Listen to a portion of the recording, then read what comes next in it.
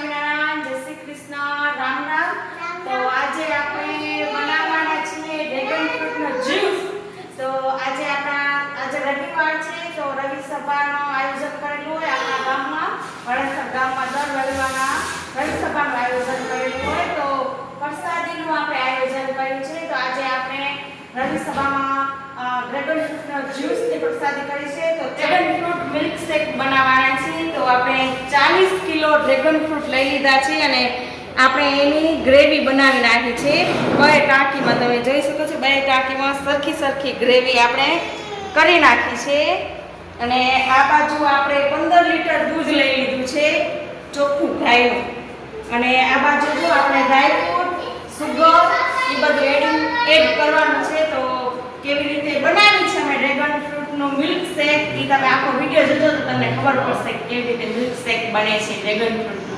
વિડીયોની અંદર તમે બધા કન્ટિન્યુ રહેજો. અને જો અમારો વિડીયો સરસ લાગ્યો હોય મિલ્ક શેકનો, ડ્રેગન ફ્રૂટ મિલ્ક શેકનો, તો અમારા વિડીયોને લાઈક કરજો જરૂરથી અને સાથે શેર પણ કરજો. તો ફાઇનલી આપણું જો દૂધ જાય છે અંદર. બાય.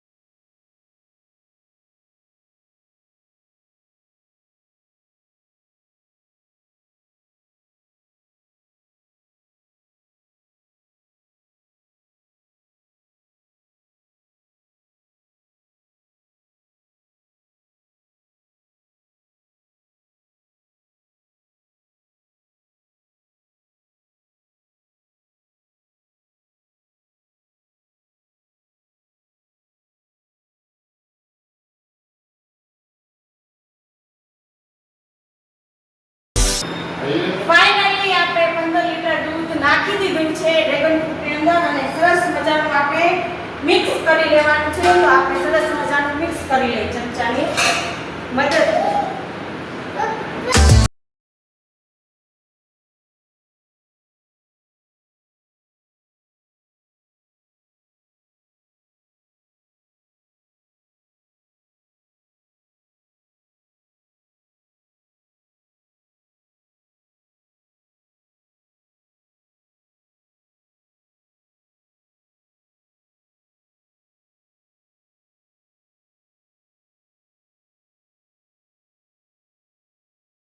આવી રીતે આપણે સરસ મજાનું મિક્સ કરી લેવાનું છે. ઝડપ હલાવવાનું, જલ્દી મિક્સ થઈ જાય.